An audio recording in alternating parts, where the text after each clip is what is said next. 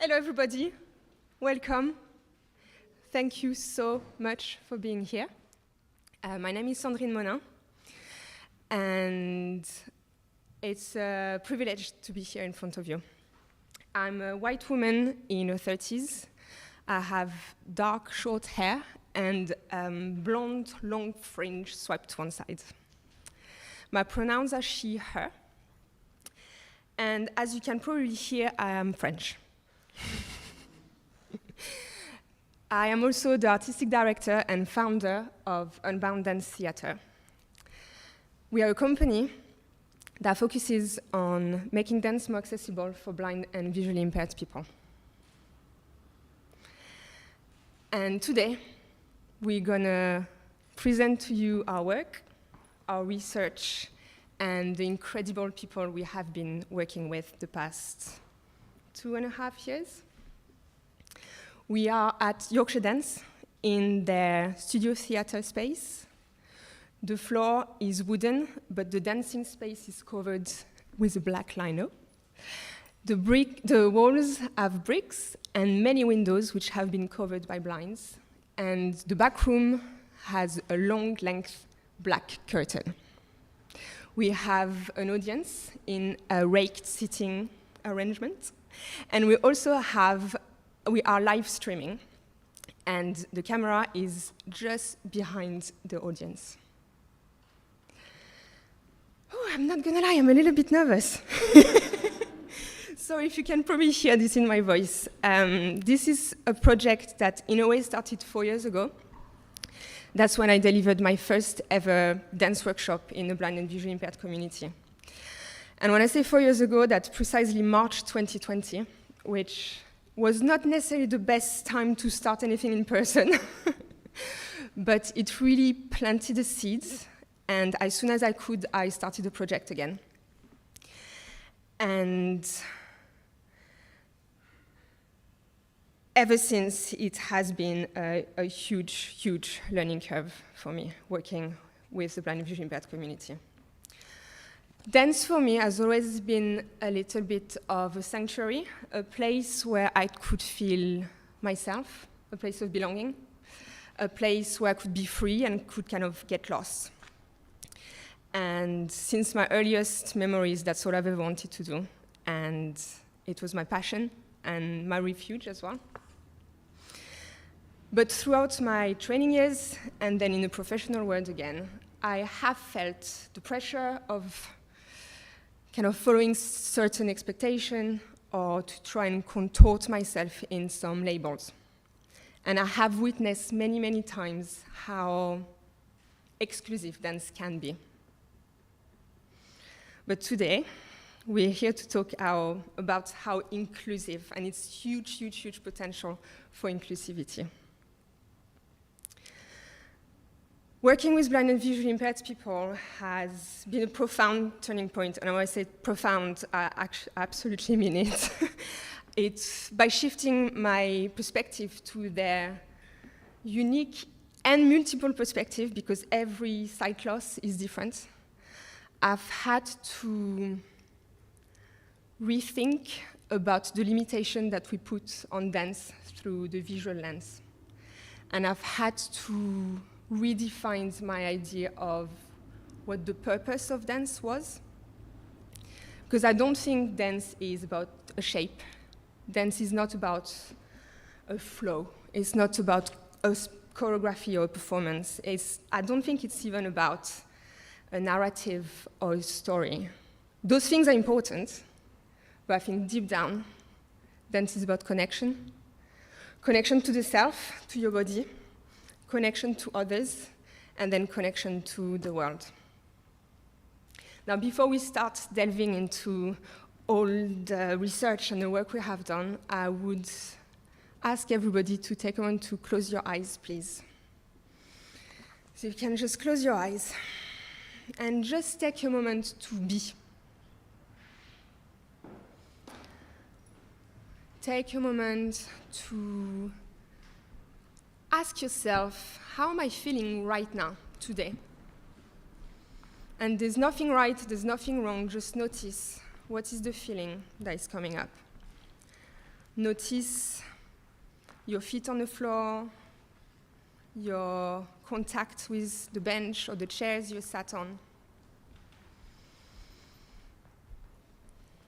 Anchor yourself down, feel your weight dropping, and at the same time feel like you've got some energy lifting up through your spine and reaching up towards the ceiling. And feel your breath. Feel that constant movement coming in and out of your body. Your body expanding as you inhale and softening as you exhale. And as you're becoming aware of your breath, start to listen to your breath as well. Listen to your inner sounds.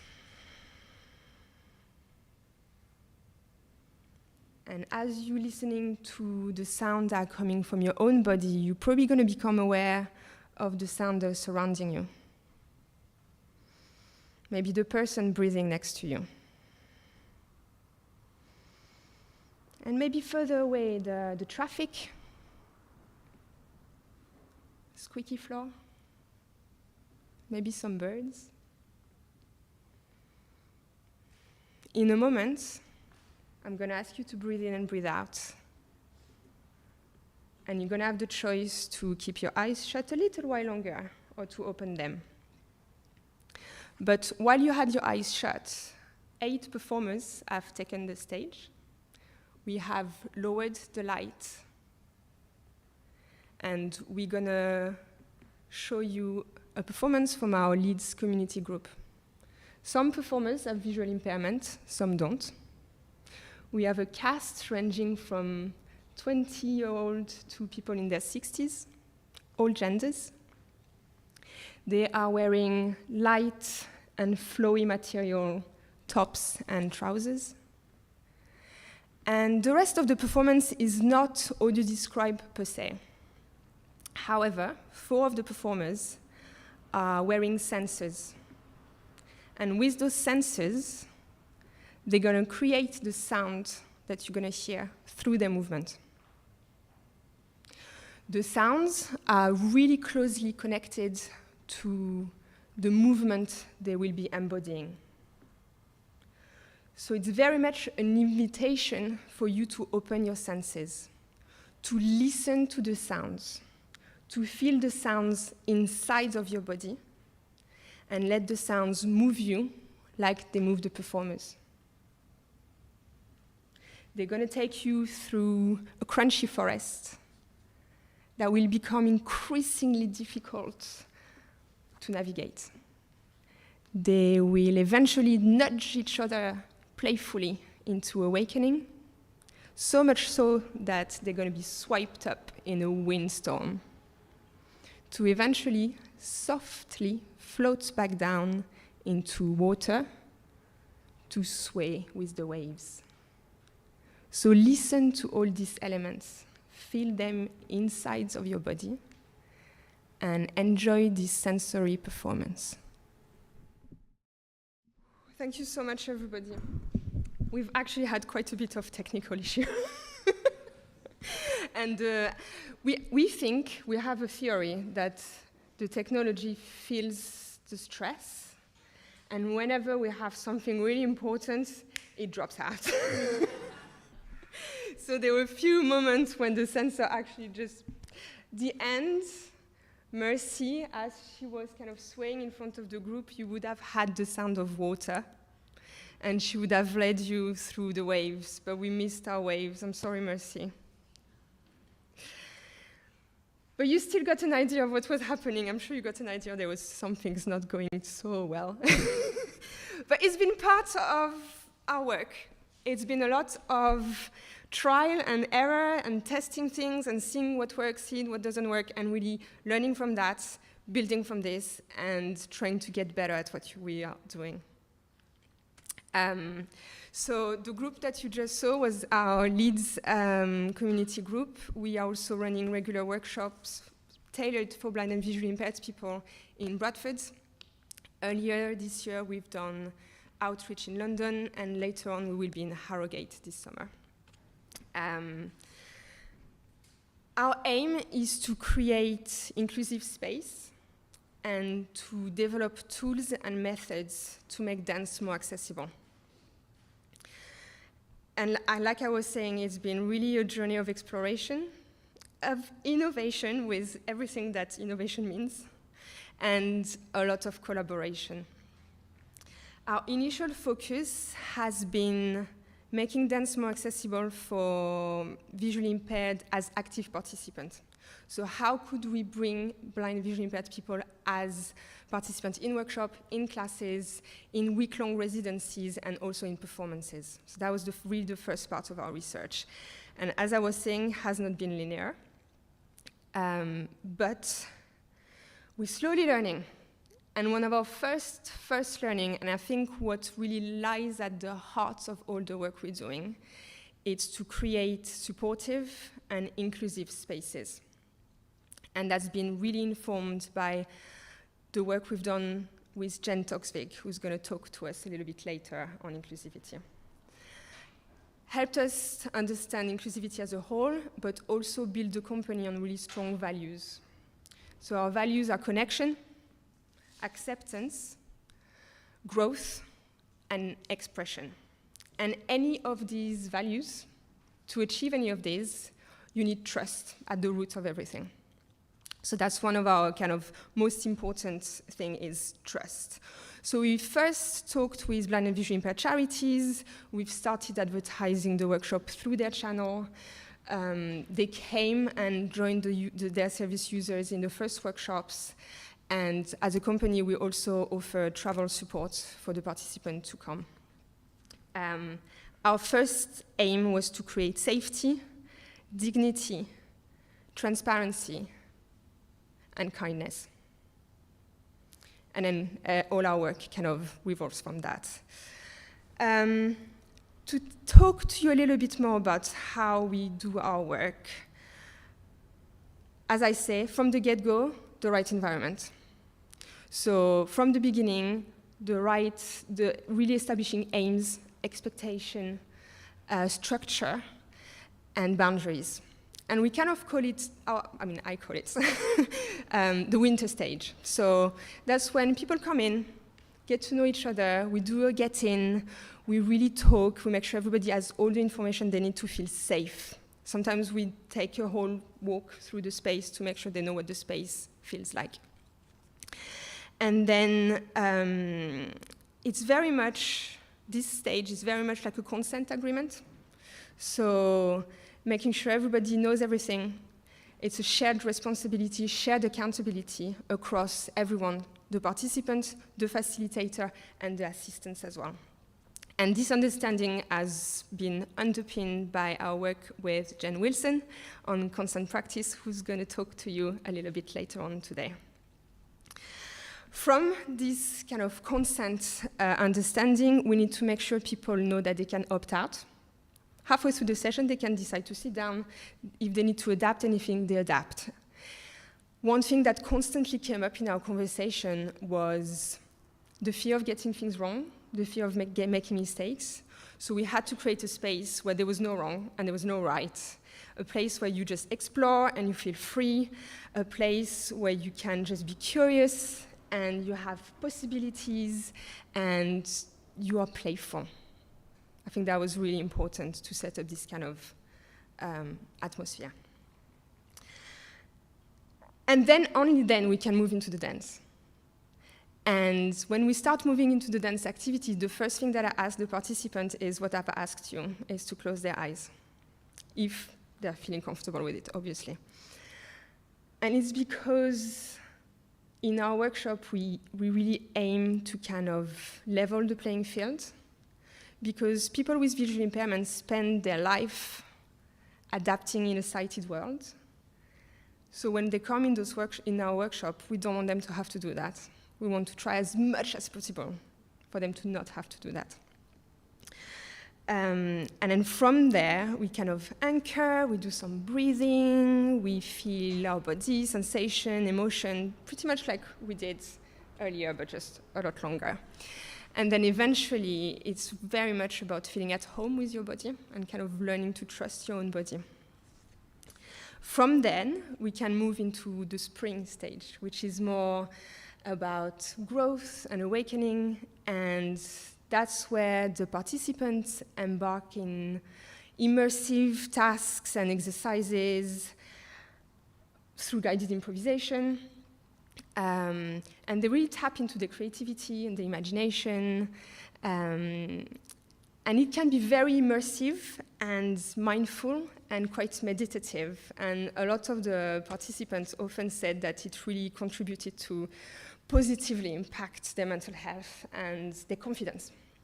Like, for example, one of the participants, after a task when we were exploring our back body and the connection between our head and our neck, they really reported a kind of newly found sense of freedom, whether physically, mentally, and emotionally, because they explained that in their everyday life, they just scan. It's all about scanning. It's all about being almost the apprehension of an obstacle.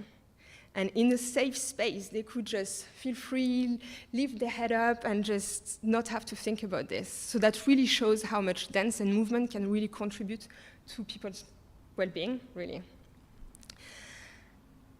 And then from this point, another very important thing in our work is sound. It went a little bit wrong. But in workshop, it's really about playing. And our work with sound has been really informed by the work I've done with Maria Capsali, and understanding how to work with sound and the sensors as tool for accessibility. They really help, in a way, kind of bypass the initial self-consciousness that you can feel when you're asked to dance. So that was kind of really good way in. And then the participant can really let themselves feel free to explore the connection between movement and sounds and get lost, really. You know how you can get lost in sound? You end up getting lost in movements in the same way. And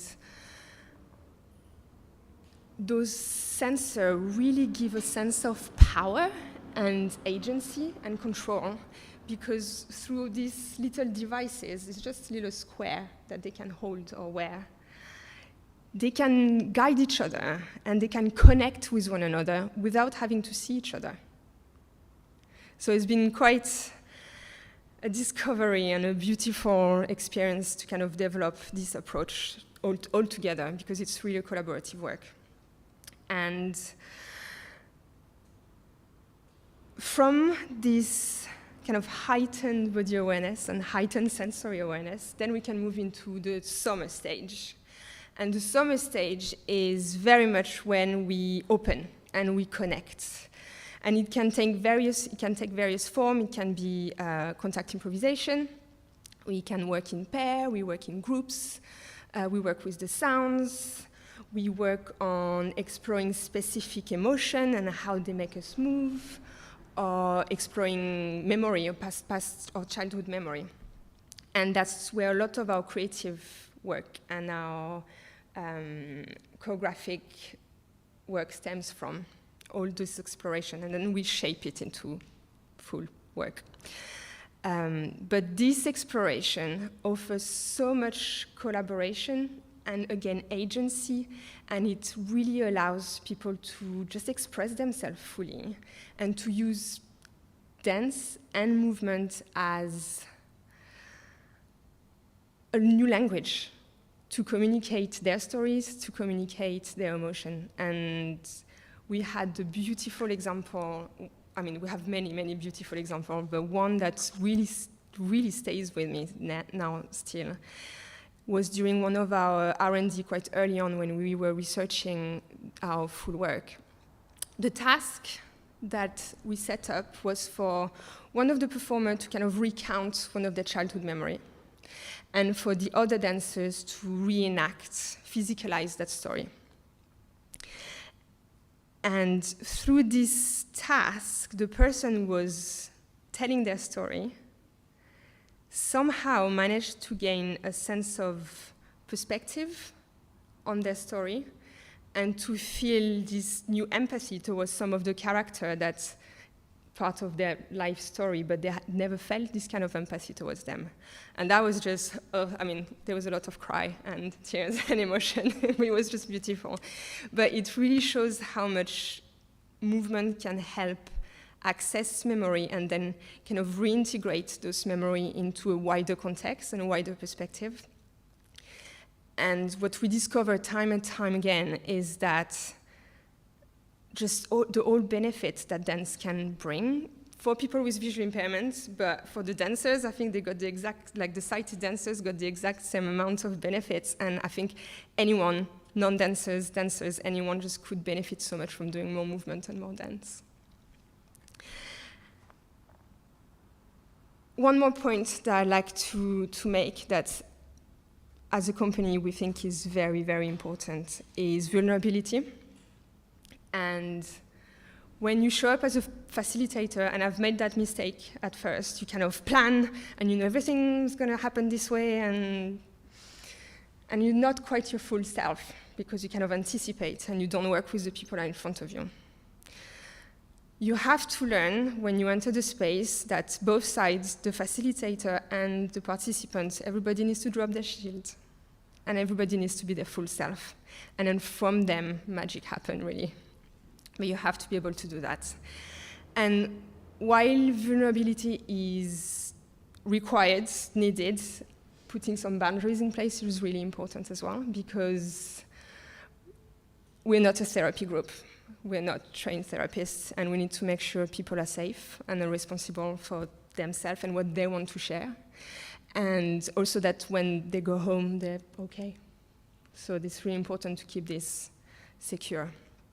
That understanding has really been supported by Helen, one of our guest speakers later on, and one of our performers. That leads me to how you close a session. And that's really important to make sure you do close a session. You can't just walk away after having opened a chair. You kind of become porous in these spaces.